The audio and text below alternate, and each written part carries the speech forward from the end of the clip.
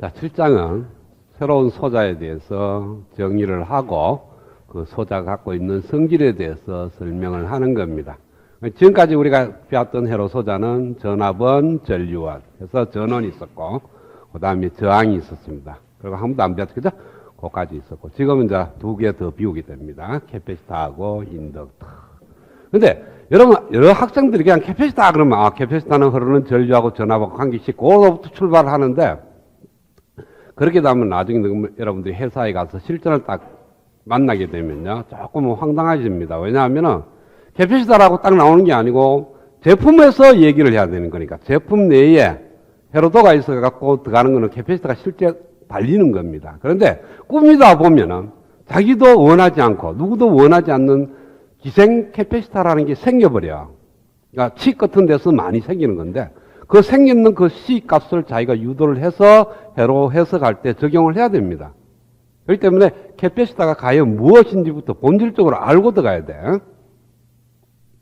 지금부터 캐패시터가 뭔지를 설명을 할 겁니다. 그 뭔지부터 출발을 해서 그러니까 전압 전류 관계식이 이와 같이 된다 이렇게 설명이 갈 거예요. 근데 여러분 여러 학생들은 그 결과만 갖고 출발하려고 그래요. 근데 그 이전 사항도 조금은 물리적으로 좀 알고 있으면 훨씬 나중에 도움이 많이 될 겁니다. 그래서 가장 이상적인 캐패시터를 많이 쓰는데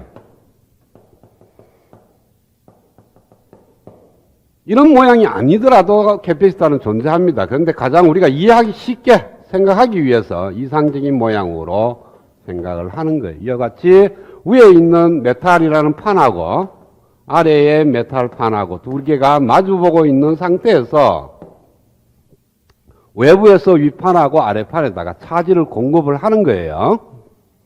그래서 열로 Q를 보내면 이 두 개가 마주보는 판 자체, 이 전체는 중성이 되어야 돼요. 정기적으로 중성이 안 되고 만약에 전체가 포지티브나 네거티브가 되면은 주변에 있는 전자들, 차지들끼리 힘이 작용한다고. 그러면 이 내부에 들어있는 차지들이 이상하게 되는 거죠. 그렇죠? 그래서 일단은 이 전체는 중성이 돼서 외부에서 봤을 때는 정기적으로 아무런 영향이 없어야 됩니다. 전체가 중력이니까 Q가 이렇게 들어가면 여기에 플러스 Q가 모이게 될 거예요. 윗판에서. 아래판으로 뭔가요? 왜? 이 사이에는 절연층이니까 전기를 흘릴 수 없는 거예요. 그러니까 윗판하고 아래판 사이에는 전기를 흘릴 수 있는 도선이나 도체가 있지 않고 절연층, 즉 전기를 못 흘리는 물체가 중간에 있다. 즉 공기도 마찬가지죠. 공기도 전기를 흘리는 거니까 윗판에서 아래판으로 차지가 움직일 방법은 없습니다. 그러면은 윗판에 플러스 Q가 모이고 아래판에 아무 일이 안 일어나면은 전체의 극성이 플러스 차지를 띠게 돼.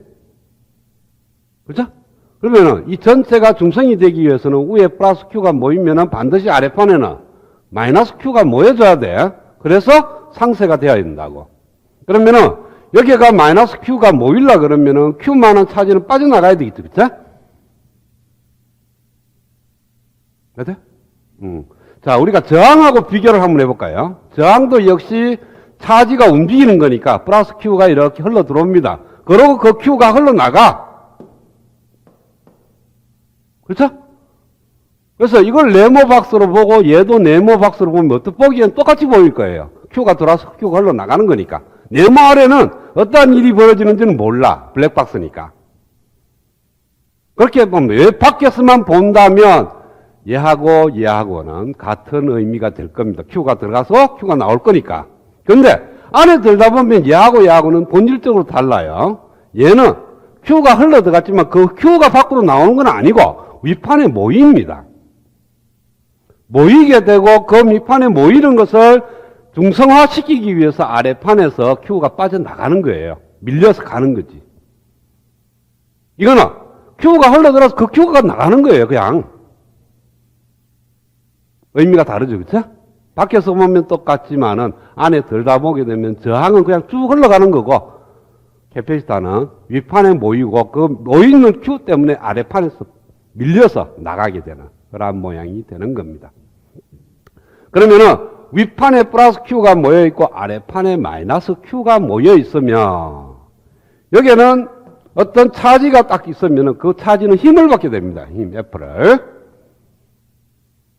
힘 F를 갖고, 여기 저항도 마찬가지예요. 힘 F, 여기 만약에 차지 Q가 있으면은, Q 프라임이 있으면은, 이 Q는, 이게 여기가 전압이 높고, 여기가 전압이 낮으니까 전류가 흐르면, 힘을 받아요. 그쵸? 그 힘 때문에 전류가 흐르는 거니까, 얘도 힘을 받습니다. 자, 그러면 저항하고 비교하지 말고, 요 자체에서 생각하겠어요. 저항하고 방금 비교를 했고, 그거는 잠시 수구에 생각하고, 일단은 플러스 8하고 아래 마이너스 8 사이에 차지가 만약 있다면, 그 차지는 힘을 받게 되는 거니까, 그 차지를 움직이려고 하면 외부에서 에너지가 필요를 해. 그 말은 뭡니까? 위에 판이 있는 이 차지하고 아래 판에 있는 차지하고는 위치 에너지가 다르다는 거예요. 그렇죠? 만약에 여기에 플러스 1g의 차지를 딱 중간에 놓는다면 얘는 밑으로 힘을 받게 돼서 떨어질 거라고. 떨어지니까 위로 올라가면 올라갈수록 위치 에너지가 높아지고 내려가면 내려갈수록 위치 에너지가 낮아지죠. 그래서 밑판하고 밑에 있는 판하고 위에 있는 한 사이에 정지적 위치 에너지가 다르기 때문에 전이차가 발생을 합니다. 그래서 윗판하고 아래판 사이에 전압이 걸려요. 저항도 마찬가지죠. 전류가 흐르게 되면은 윗하고 아래 사이에 전이차 V가 발생을 합니다. 어찌 보면 같을 거겠죠. 그쵸? 그러나 달라요. 여기에 있는 이 V하고 여기에 있는 이 V의 개념 자체가 다릅니다. 얘는 전류가, 차지가 움직여서 만들어지는 V고, 얘는 이 Q가 안 움직여도 돼. 이제 어느 정도 들어와서 Q가 모여있고, 얘도 마이너스 Q가 모여있다. 가만히 있어. 가만히 있어도 전이차가 발생을 합니다. 왜? 위에 모여있는 차지 양이 플러스 Q, 아래에 모여있는 차지 양이 마이너스 Q라면,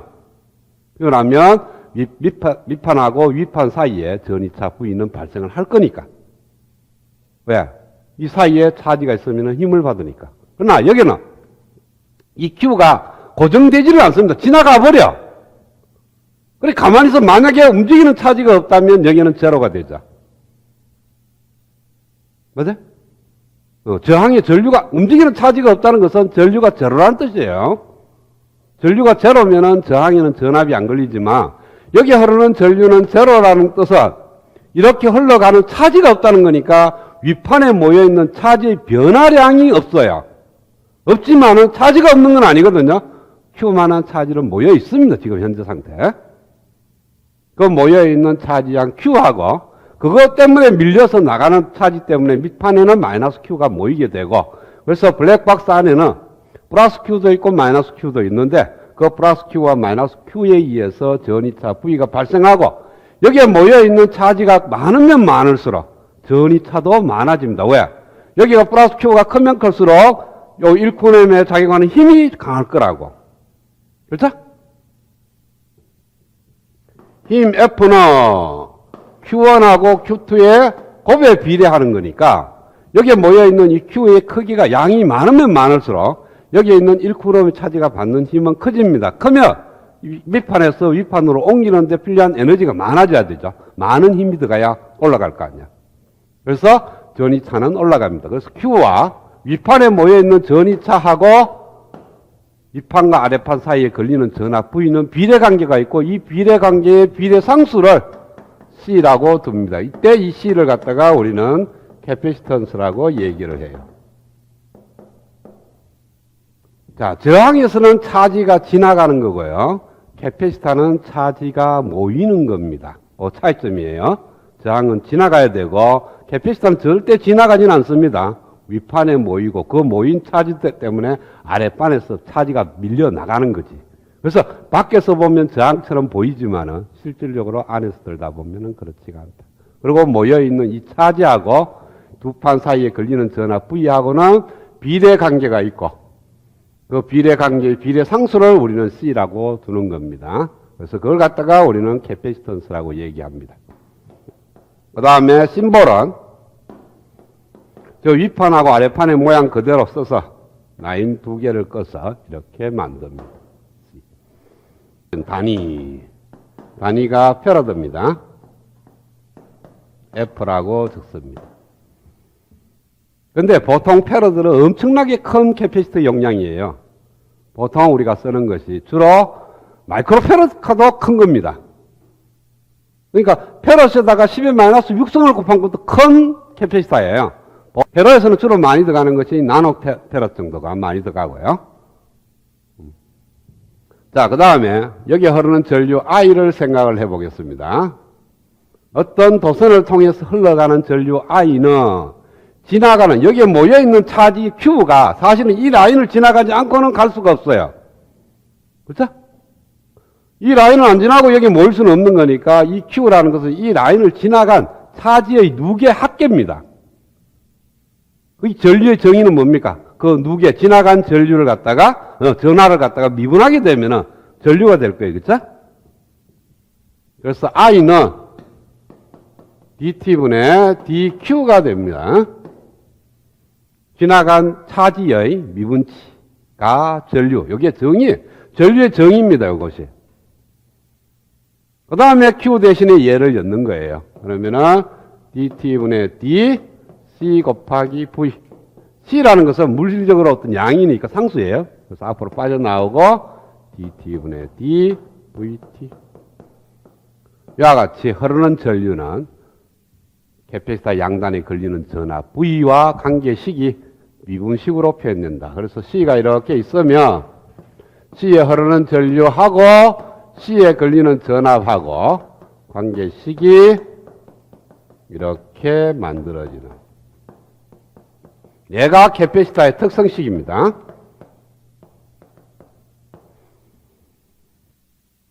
자, 얘는 선형이 되느냐?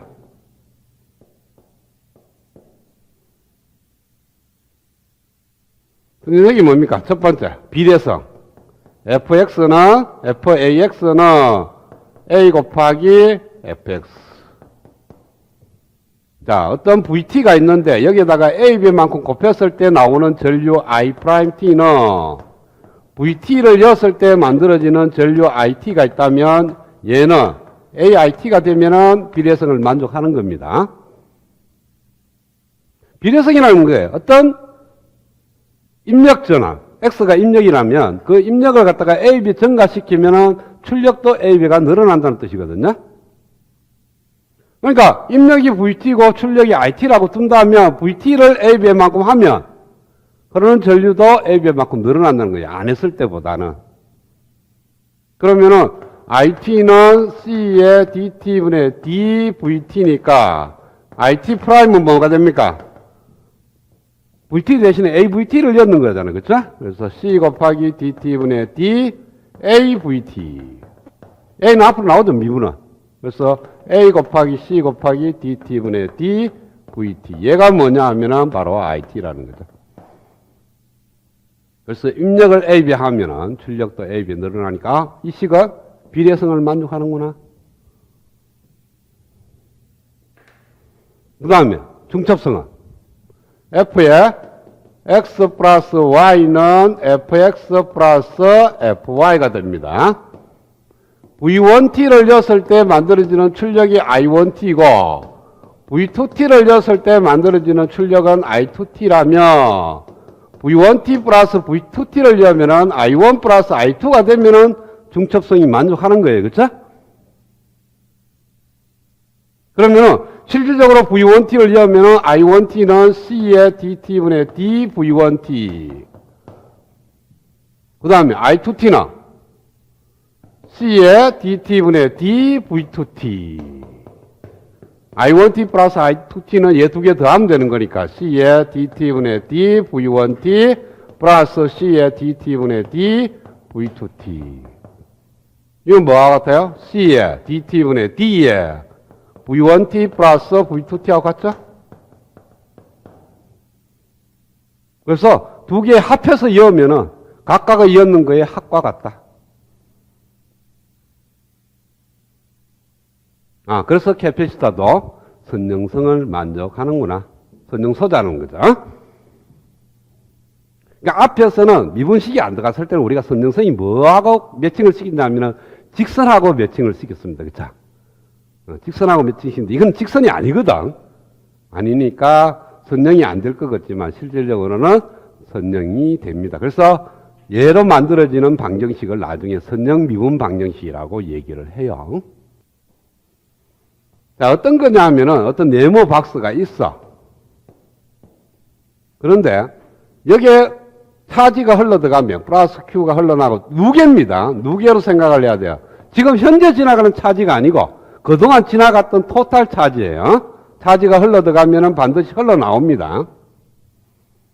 그래서 여기에 흘러들어가는 차지 Q와 때문에 만들어지는 VT가 QT에 시간에 따라서 흘러들어가는 차지가 달라질 거니까 QT에 비례하면은 얘는 캐패시턴스 성분이 존재한다.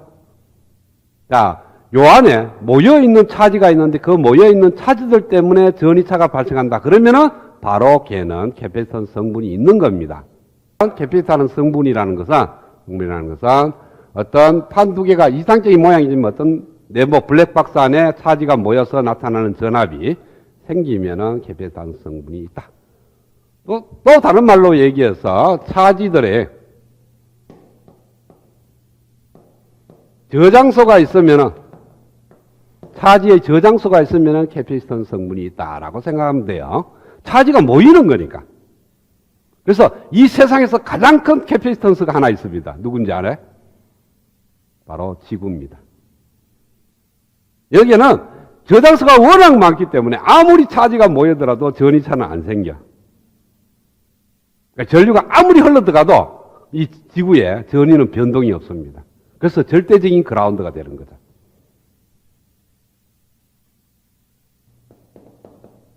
캐패시터 C는 뭐 이런 식이 있는데 이 식은 나중에 여러분 전자기하에서 배우는 게 빠를 겁니다. 지금은 설명하기 좀 이와 같이 유전율과 판 간의 거리, 저 사이의 거리, 판의 면적에 의해서 캐패시턴스 값이 결정이 되는데 요거는 전자기하에서 배우기를 하고 뭐 그 다음에 캐패시턴스가 있으면요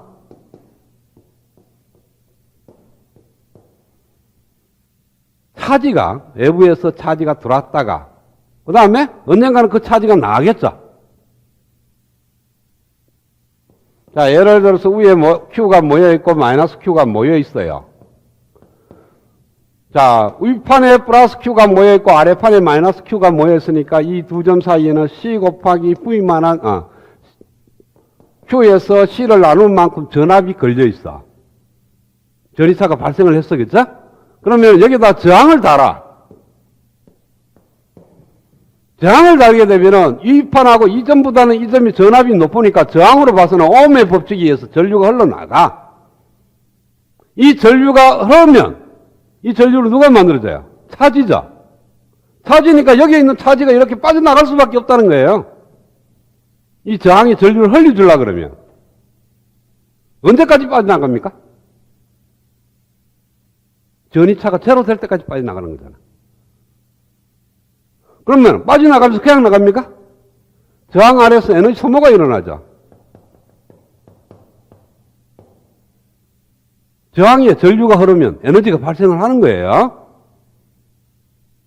그 에너지를 누가 줬습니까? 바로 캐패시터가 준 거예요. 그래서 캐패시터는 에너지 저장소자입니다. 참고적으로 저항은 에너지 소모소자고요. 저항은 에너지를 저장하지는 않습니다. 그냥 바로 주는 대로 그냥 소모해 버리는 거예요. 그러나 캐패시터는 주는 에너지를 저장을 합니다. 언젠가는 그걸 다시 밖으로 끄집어내요. 왜? 차지들이 사라지지는 않거든요. 아무리 모이더라도 그 차지가 그냥 뿅 하고 사라지지는 않을 거니까. 그 차지는 언젠가는 밖으로 끄집어낼 거고 빠져나오면서 저항을 통해서라든지 이런 데서 에너지를 소모를 하게 되는 겁니다.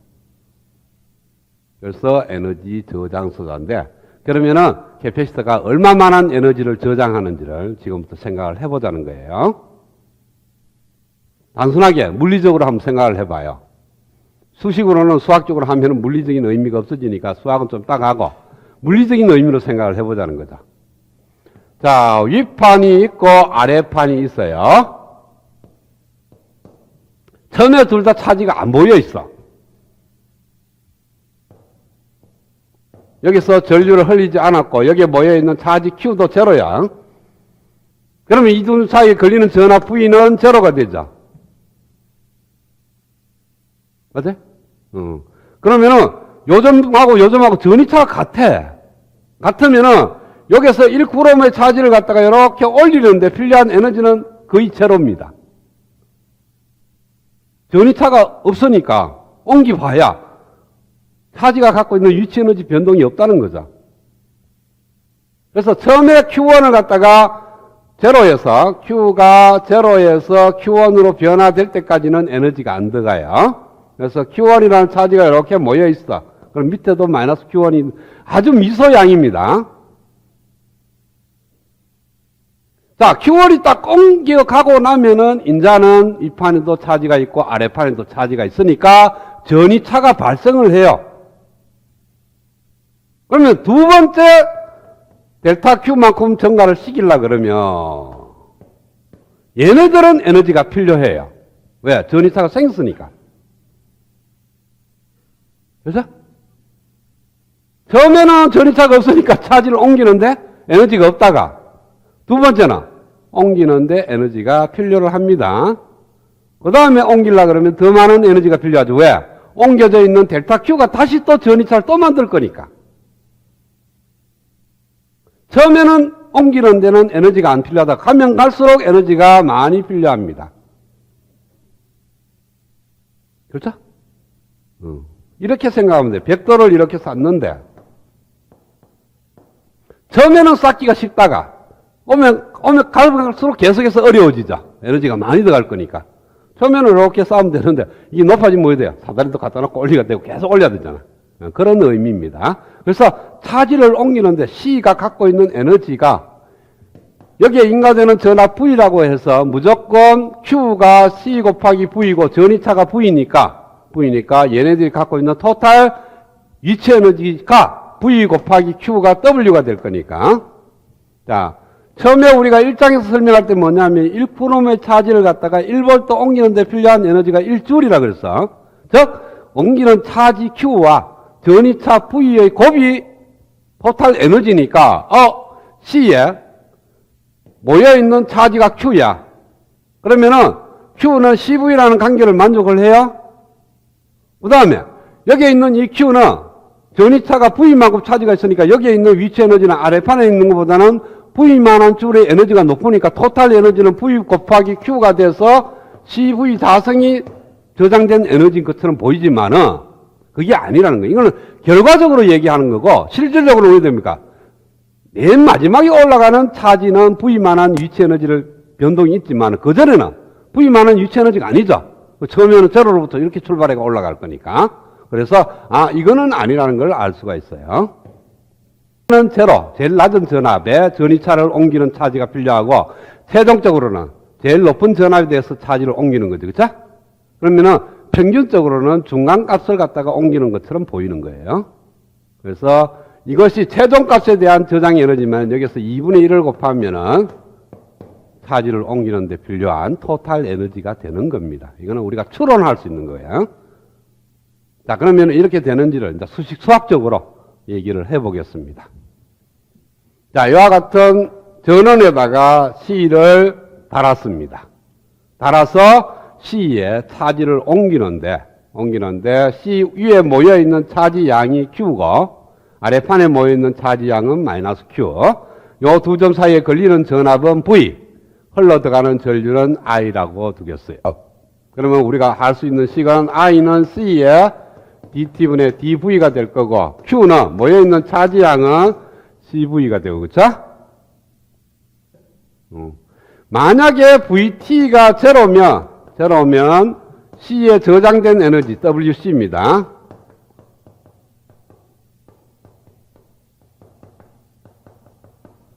이거는 제로라는 것은 알 수 있을 거예요. C에 저장된 에너지가 있다면 저항을 달면 저항을 통해서 그 에너지가 나오게 돼 있어.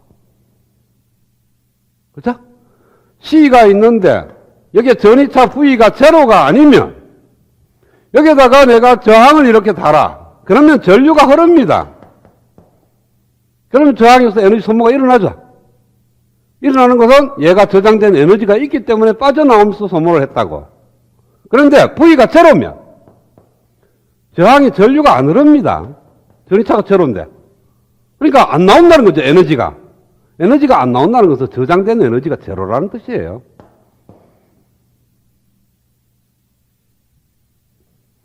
자, 그러면은 내가 어떤 시간 t1에서 t2라는 시간 동안에 변화되는 양상을 보려고 그러는데, t가 t1일 때는 vt가 제로였어요. t가 t2일 때는, v2일 때는 vt가 라지 v라고 두겠어. v0라고. t1일 때는 캐패시터 양단이 걸려있는 전압이 제로였고, t2일 때는 캐패시터 양단이 걸리는 전압이 v0였어요. 그러면은 캐패시터가 받고 있는 토탈 에너지 T가 T1에서 T2 사이에 에너지를 받아들일 겁니다. 그렇죠? 캐패시터가 받아들인 에너지 양은 얼마가 되느냐는 거예요. 에너지는 뭐를 적분하면 돼요? 전력을 적분하면 되죠. 전력이 단위 시간당 사용된 에너지 양이니까. 따라서 T1에서 T2 동안에 얼마만한 전력을 갖다가 받았는지를 적분하면 돼. 그럼 T1에서 T2 사이에 C가 받아들인 토탈 에너지 양입니다.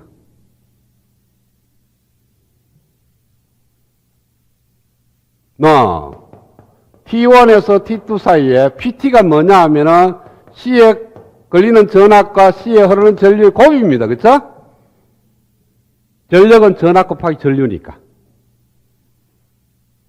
따라서 T1에서 T2까지 VT는 두고 IT를 바꿔요. 뭐로? C의 DT분의 DVT로. DT.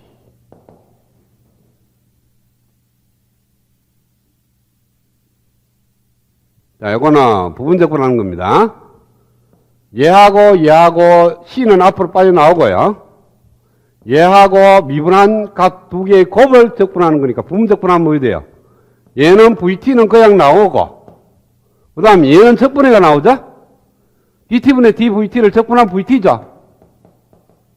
T1에서 T2 사이, 마이너스, 인테그랄 T1에서 T2 사이에, 미분해서, 적분해서 나온 함수는 그냥 들어가고, 그냥 나온 함수는 미분해서 들어가는 거죠?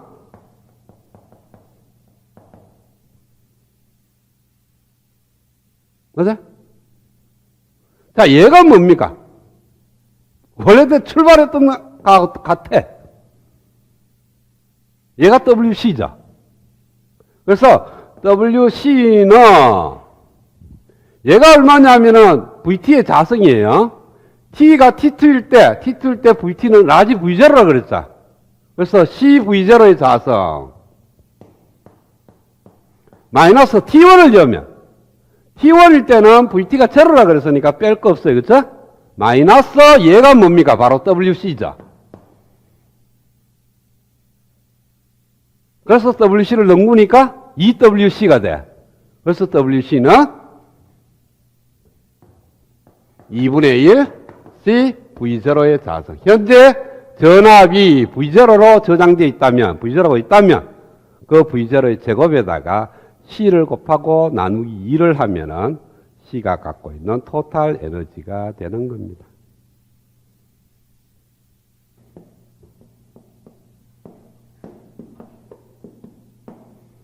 (5V라는) DC 전압에다가 1마이크로페럿이라는 캐패시터를 이렇게 달았어. 달게 되면은 여기에 모여있는 차지한 Q는 얼마가 되느냐 하면은 5마이크로쿠롬이 됩니다. 그쵸? 아래쪽에 마이너스 5마이크로쿠롬이 모여 있는 겁니다. 이걸 갖다가 여러분들 비유할 때 용기에 물이 담겨 있다고 생각하면 돼요. 높이가 5m인 물이 담겨져 있다. 그 물이 차지하고 같은 거죠. 그 다음에 이 모여있는 이 5마이크로쿠롬이나 마이너스 5마이크로쿠롬에 의해서 C가 저장된 에너지는 얼마가 되느냐 하면은 2분의 1 CV0의 자성이니까 2분의 1 마이크로페럿 곱하기 V0가 5V의 자성입니다. 따라서 12.5 마이크로 줄만한 에너지를 갖고 있어요. 그렇죠? 저장되고 있는 거예요.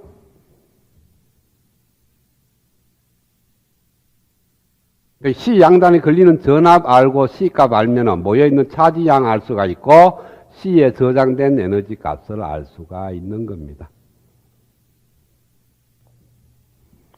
자, 옛날 예측부터 변압 V가 C에 걸려 있었어요.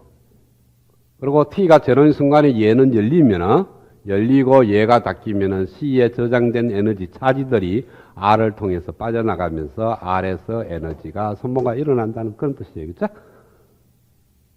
시간적으로 얼마 많은 시간이 지나야 다 소모가 되는지는 지금 계산 못 해요. 지금 하여튼 언젠가는 그 에너지가 다 소모가 될 것이다.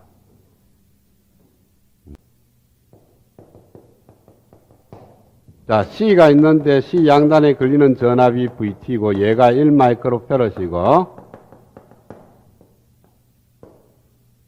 T가 있으면은 0, 1mS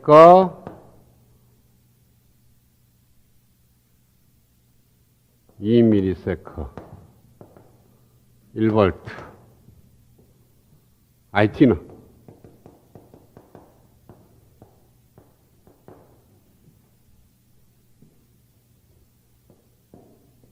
제로까지는 제로 의미 없죠. 그렇죠?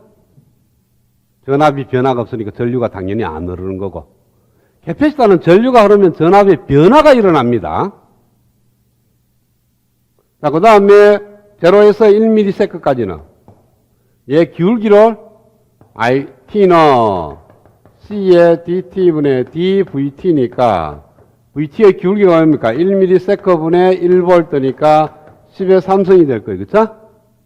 10의 3승이 되고 C가 1마이크로페럿이니까 10의 마이너스 6승 따라서 1mA라는 전류가 흘러요. 일정하게. 기울기가 일정하잖아요. 여기는. 그 다음에 1에서 2ms 사이에는 이번에는 기울기가 마이너스 값입니다. 마이너스 값으로 마이너스 1mA가 이렇게 흘러요. 그래서 제로로 오다가 1ms까지는 1mA가 흐르고 1m에서 2mm 사이에는 마이너스 1mA가 흐르는 이러한 전류 파행이 나오게 됩니다. 반대로 전압을 구하게 되면은 C분의 1의 인테그랄에 마이너스 무한대에서 2몇 시간 T까지 흐르는 전류를 다 적분하면 돼요. 그쵸? 여기 뭡니까? 앞에서 우리 1장에서 배우는 토탈 차지 Q가 될 거예요. 지나간 토탈 차지 Q는 전류를 적분하면 된다. 1장에서 이미 했던 거예요. 거기에다가 C를 나누게 되면은 V가 되는 거는 우리가 Q는 CV라는 것을 갖다가 알고 있는 거니까 여기서.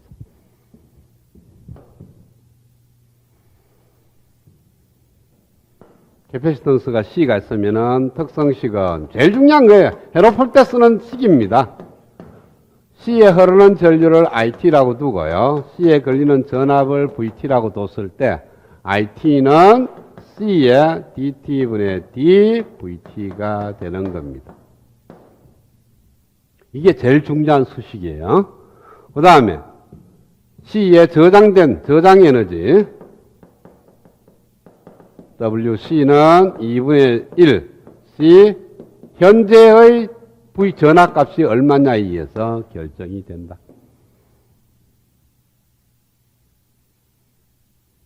C의 물성은 한 번만 알면 되고요. 그 다음부터는 뭐 대충 이해만 하고 있으면 되는 거고 회로에서 가장 많이 사용되는 특성식이 있습니다.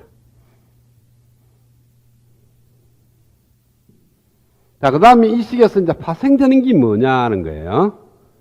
전류가 전압을 미분하는 거니까 VT가 미분 가능 함수가 돼야 돼요. 미분이 돼야 되지 미분이 안 되면은 곤란하다는 거예요. 그래서 미분 가능 함수고 이 미분 가능 함수는 연속 함수입니다.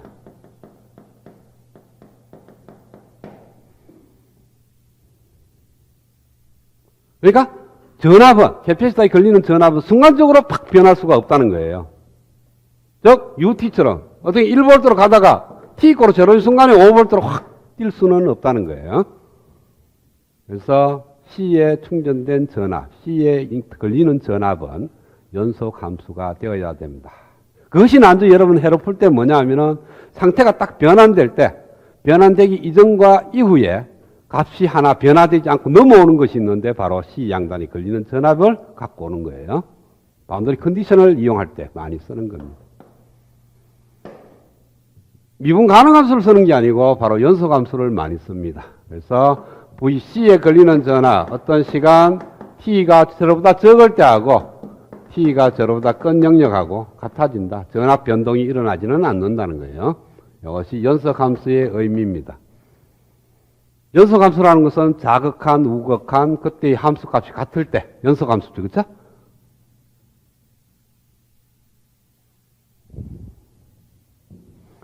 x 이꼬르 a에서 fx가 연속 조건 fa는 리미터 x가 a 마이너스로 갔을 때의 값과 x가 a 플러스에서 접근하는 값이 같을 때 자극한, 우극한 함수값이 같으면 연속이에요. 어떤 a가 여기 있으면은 요점에서 요 함수값이나 오른쪽에서 접근하는 값이나 왼쪽에서 접근하는 값이 같을 때예요. 근데 함수가 이렇게 되면은 우극한하고 함수값은 같다 하더라도 자극한하고는 다르죠. 이것도 안 되고. 그 다음에 이렇게 됐는데 요때 함수값이 여기 있어. 그러면 자극한, 우극한은 같을지 몰라도 그 점에서의 함수값하고는 다르죠. 그때도 불연속입니다. 근데 이런 경우 자극한과 우극한과 함수값이 같을 때는 이 함수는 연속이에요. 요 점에서 요거지. 그러니까 t 이꼬르 제로인 순간에 연속이 되기 위한 조건이 t가 제로보다 조금 적었을 때 값하고 t가 제로보다 조금 컸을 때의 값이 같다. 그거는 역시 t가 제로일 때의 함수값과 같고 t가 제로인 순간에는 스위치가 열리는지 닫히는지 모르기 때문에 상태 그때까지는 안 따져도 되는 거예요. 좌측, 우측. 상태가 변환되기 전, 상태가 변환되고 난 이후를 따지는 거니까 여기서 V가 T가 제로일 때까지 굳이 안 따져도 된다.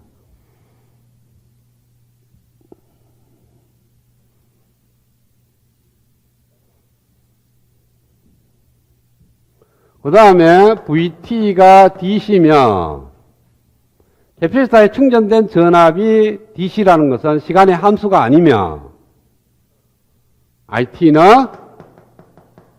시계염 제로가 되죠. 그렇죠? VT가 T의 함수가 아니니까 미분하면 제로가 돼요. 따라서 IT가 제로니까 회로적으로 보면은 오픈 서킷이에요.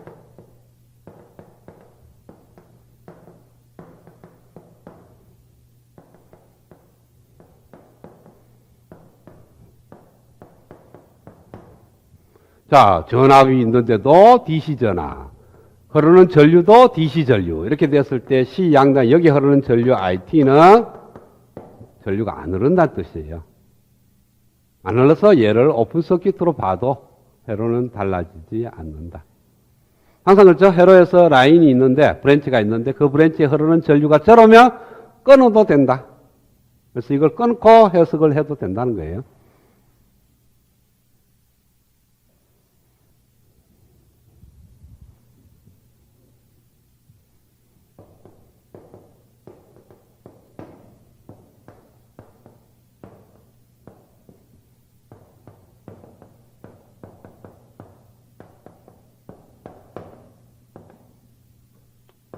일페럿이랄까 이상적인 걸 쓰는 거니까 회로에서는 이 일페럿이라는 단어를 씁니다.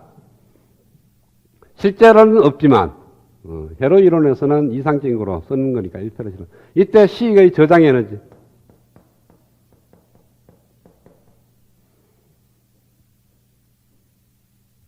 C가 인가되는 전압이나 인가 흐르는 전류가 DC니까 C는 오픈 서킷, 그래서 없는 것처럼 보인다.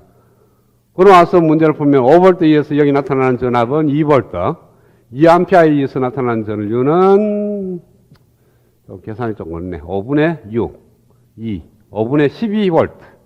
그래서 C에 걸리는 전압 VC 값을 구해보면은 여기 오픈됐을 때 여기 나타나는 전압이 VC거든요. 여기, 자, 연결됐을 때 한번 생각을 해보라고요. C의 양단에 걸리는 전압을 VC라고 정의하면은, 여기 걸리는 전압도 VC가 되죠. 그러고 끊어. C는 오픈이라고 했으니까. 끊고, VC를 계산하면은, 5V 이에서 나타나는 전압은 3V, 5V, 더하기 2A 이에서 나타나는 전압은 2옴, 3옴 병렬값에다가 2A. 해서 2V 더하기 5분의 12V. 2.4, 4.4V 이렇게 됩니다. 그러면은 VC가 4.4V니까 WC는 2분의 1 곱하기 1페럿 곱하기 4.4의 제곱. 이것이 이 C, 이 회로에서 C가 저장된 에너지가 되는 겁니다. 회로 풀 때는 C를 오픈해가 풀고 C에 대해서 뭘 물어보면은 C에 걸리는 전압만 알면 돼요. DC에서는. 왜? 전류는 이미 알고 있는 거니까.